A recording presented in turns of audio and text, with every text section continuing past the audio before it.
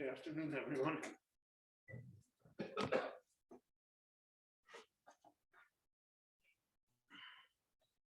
In the Parsha Pekudei, which we will read on Shabbat, Moshe Rabbeinu makes an accounting of the materials that were used in the construction of the Mishkan and of the garments of the Kohanim. So the first lesson that's involved here is simply the fact that there has to be an accounting, and that the Torah deems the accounting to be so important that it spends a great deal of space and detail in telling us of the accounting. And the Torah emphasizes that when it comes to, for instance, public trust, public funds, which is what the funds for the Mishkan were, so it goes without saying that you have to have an accountant, because of the fact that Chazal say Gezel Arabim. I'm watching Rabbi Wein. You know, if you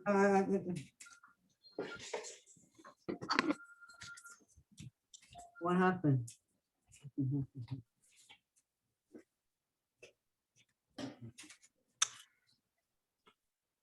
there are millions of people waiting for this.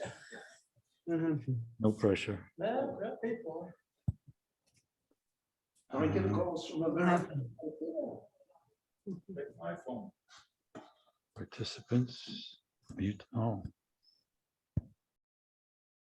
Okay.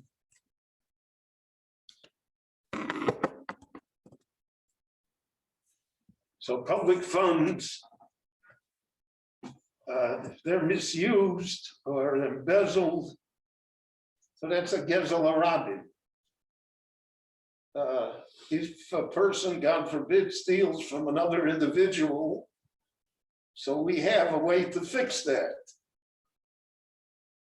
by restoring the gzela, the money, to the victim, so to speak, to make him whole.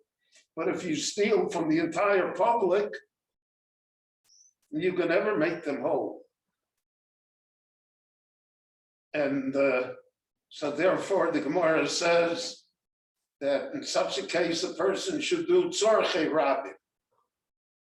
He should do public works, public service, so that the entire tzibur can benefit from it, and that will ameliorate, to what extent possible, the fact that he has abused the trust of the public and stolen from them. So in this week's Parsha, Moshe Rabbeinu is making this public accounting. And he makes the accounting, and according to the Medrash, and according to, we'll see in a moment, the interpretation of the psukim themselves, he's off by 1,000 shekel. There's 1,000 shekel that was taken in and used, and he can't account where it went, what it was used for. We're talking about a silver shekel. And the silver shekel is not the face value of a coin the way we deal with it today, but it really was the amount of silver that was in the shekel. And the shkolim that were used were mint condition. So he's missing 1,000 shekel. You know, there's a bad joke about the yeshiva guy that was taking, I shouldn't say the yeshiva guy, because that demeans yeshiva guys. And I always like to think of myself as still being a yeshiva guy. The young man that was sitting for the CPA exam in the United States to become a certified public accountant. And he worked on the problem, and he was off by $5. couldn't balance the book by $5. So in frustration, he took out a $5 bill and put it on the paper and handed it in.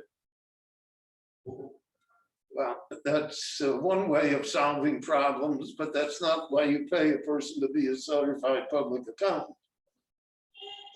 So here Moshe is off by 1,000 silver shekel. And he couldn't account for it.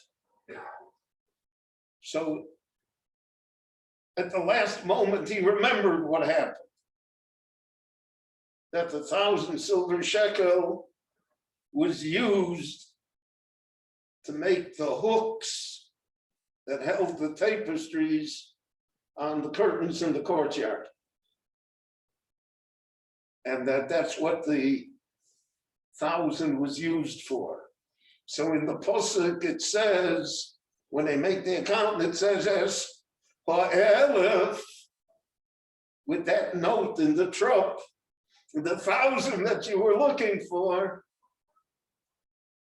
ended up in the hooks, vovei or amudim, in the hooks that were used to hang the curtains in the Mishkan. So here we have another remarkable thing. Aside from the fact that Moshe has to have know what happened to the 1,000, the medrash is that the 1,000 told him, it shouted, so Elef, Moshe, you're looking for the 1,000, here I am.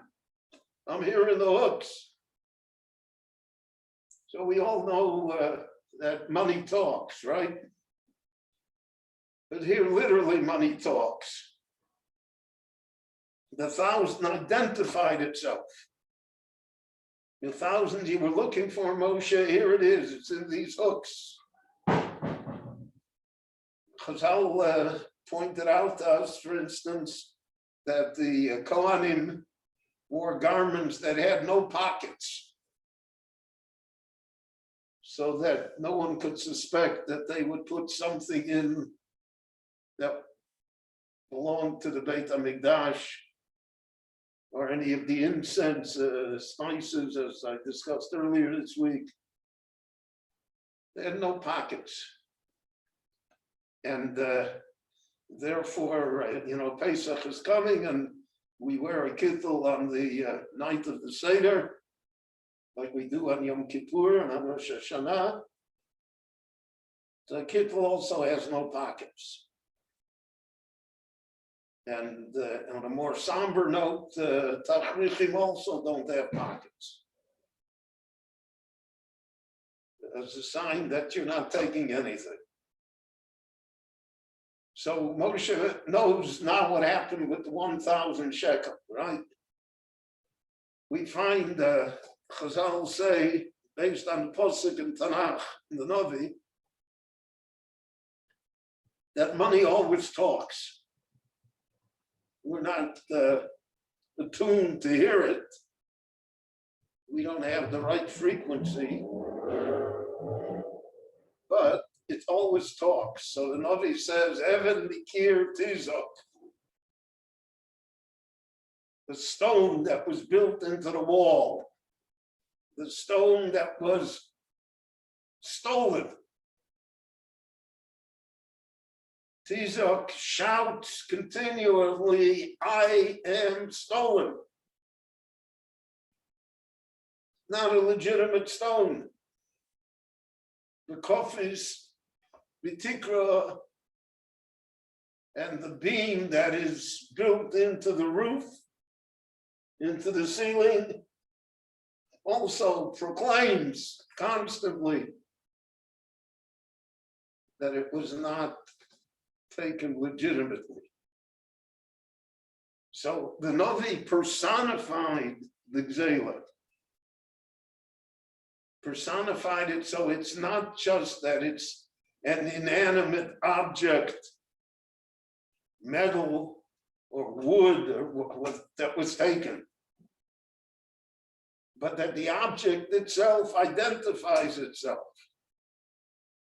The object itself says whether it was legitimate or not, whether it belongs in the wall or not. And that's a remarkable concept. A remarkable concept. I knew great Jews that who had to raise money for their institutions, for all sorts of worthy projects. They would not take money that they felt was tainted. Now that's a difficult problem because Chazal say Rubam begezel. Most money is tainted. Rabbi Breuer used to say people worry about glatt kosher, they should worry about glatt yosher,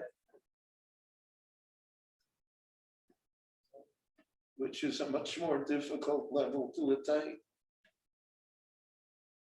I remember my late brother-in-law, blessed memory, so he taught in the yeshiva in the New York area. And one year he taught Choshen Mishpat, all the laws that have to do with commercial enterprises and the relationship in business, etc. And when the semester was over, and he asked the students for an assessment of what they felt they gained. So one of them said, you know, this was a wonderful class that we had, Rebbe, but what do we do if we're in business? That's a prevailing attitude, unfortunately. So it shouts. And therefore that is Ha'elef. That's what happened here with the 1,000 shekel that was missing. And that 1,000 had to go into the hooks. And if Moshe would not have remembered where the hooks were, in other words, if it had not been identified to him, then the Moshe is held responsible. Even though it's obvious that he would not have taken anything. Moshe says at the end of his life, Lo chamor echad mehem notzotzi. I didn't take anything from them. I didn't even take my expenses. So nevertheless, we're dealing in the public trust. So then that is a very, very high standard that we are held to, and that the Torah wants us to be aware of. And therefore, that's the underlying message here in the whole Parsha Pekudei, and all of the accounting as to what he used this for, what he used that for. The Torah wants us to know that it's exact. It's not that just write it off. It doesn't make a difference. It makes a great difference. And in that difference lies the holiness of the Mishkan. Because a Mishkan that is constructed and it is not done correctly, it's very hard to say that it's going to have holiness in it. I need not tell you countless examples. I remember in New York, there was a famous mobster, one of the mafia chieftains. And he wanted to dedicate and build a wing in one of the major hospitals in New York. And they argued back and forth, and at the end they took the money and it's there, you know, it's the Gambino wing. But it may have had the redemptive quality for him, but everybody was able to see that it, so to speak, was blood money. So that's an idea that the Torah wants to present to us, and that idea we see clearly here in this week's parsha. Rabbi Hanania ben Akash, Omer Ratzakar Yimorku Zakar since Israel.